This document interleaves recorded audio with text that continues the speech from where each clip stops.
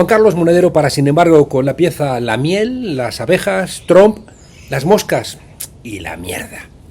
Hay una pregunta relevante en estos momentos complicados. ¿Qué haría López Obrador con la amenaza de Trump a México de poner aranceles si sigue enviando petróleo por razones humanitarias a Cuba? Estoy convencido de que, de la manera que fuera, no dejaría a Cuba desabastecida, siguiendo como siempre, o de manera creativa. Pero seguiría la relación entre México y Cuba. ¿Por qué?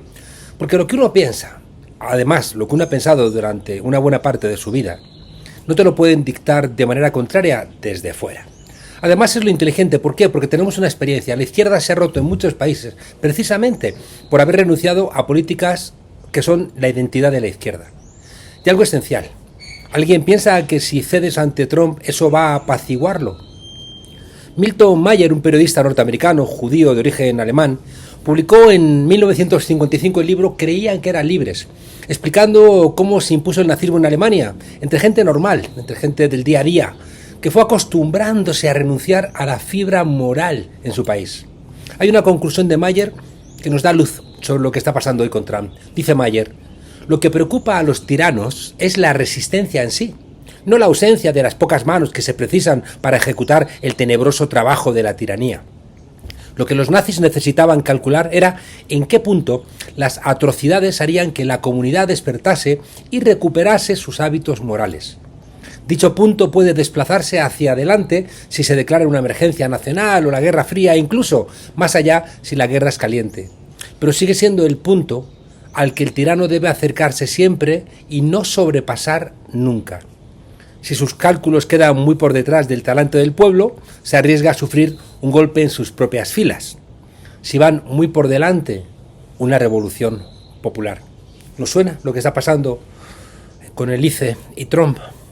Como la derecha y la extrema derecha andan prendiéndole fuego a sociedades, a parlamentos, a cancillerías, allí donde gobiernan, y cuidado, también donde no gobiernan, las redes se están llenando también de comentarios sobre qué hacer con los fascistas. En España ha habido ahora, esta semana, un ligero escándalo, ligero pero con una carga de profundidad, porque tiene que ver con la memoria del país.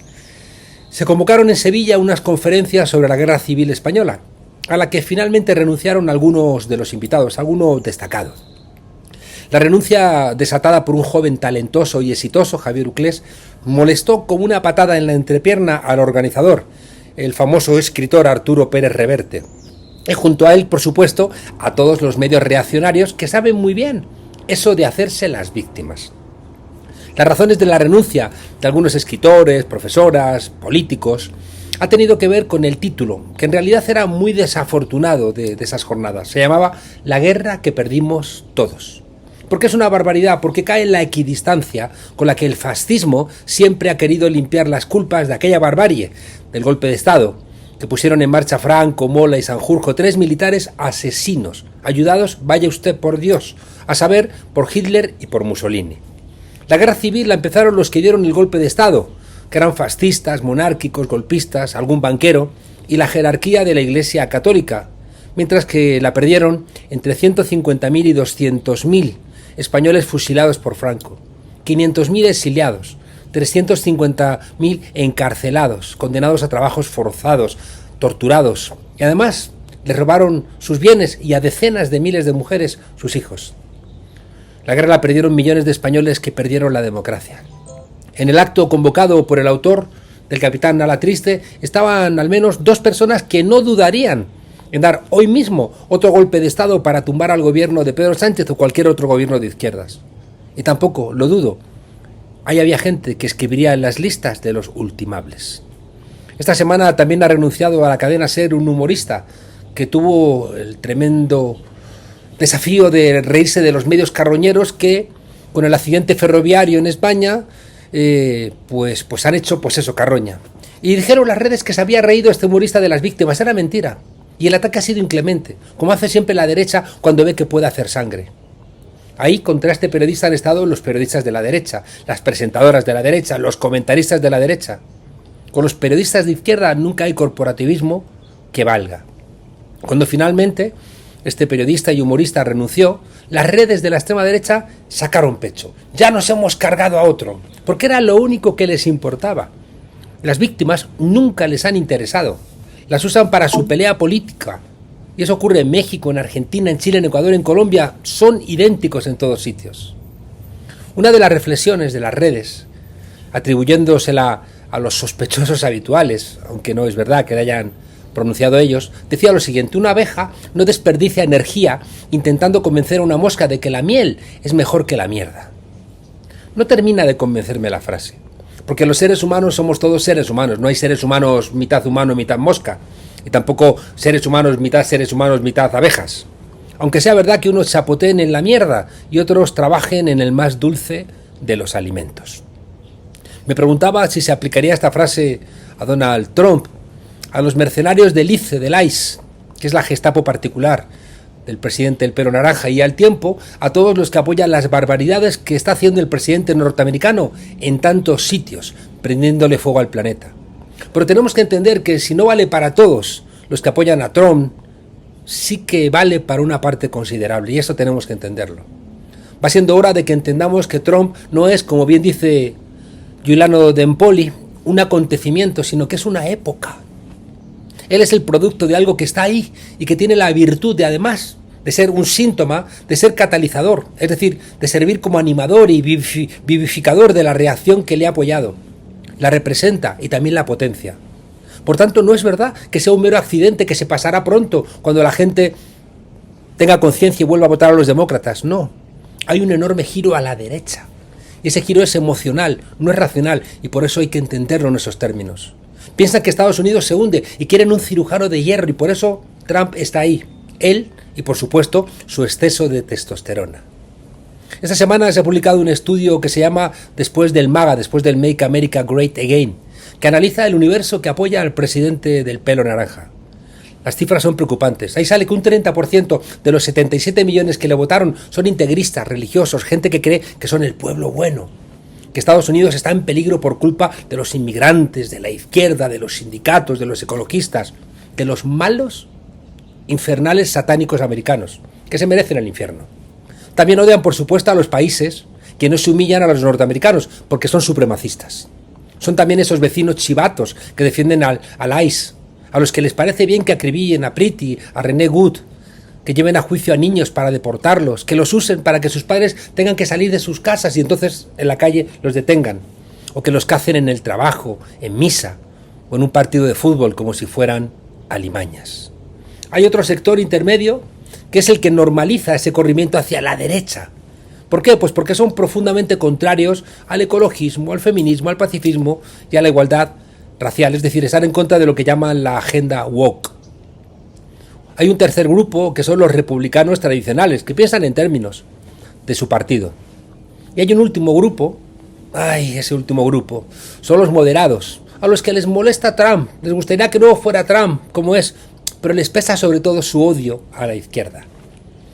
Todos comparten la idea de que lo normativo, es decir, el deber ser, ya no es relevante, y que todo debe medirse en términos de costo-beneficio.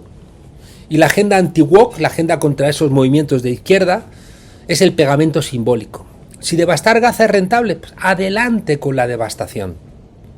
Hace falta que los pueblos sigan en las calles, mientras que los gobiernos a ver si despiertan. Basta ver el comportamiento del ICE con los propios norteamericanos, no solo con los inmigrantes. Esa gente militarizada, organizada en un cuerpo donde han reunido a la escoria ultra y violenta de los norteamericanos y que nos indican cómo puede ser el futuro en todos nuestros países. Hoy vamos camino de dictaduras que son de clase personalistas, no es la dictadura de una clase, no. El dictador, en este caso Trump, será acompañado por un puñadito de tecnócratas millonarios y con un ejército de mercenarios que pueden comprar con su dinero. Y mañana lo harán con robots.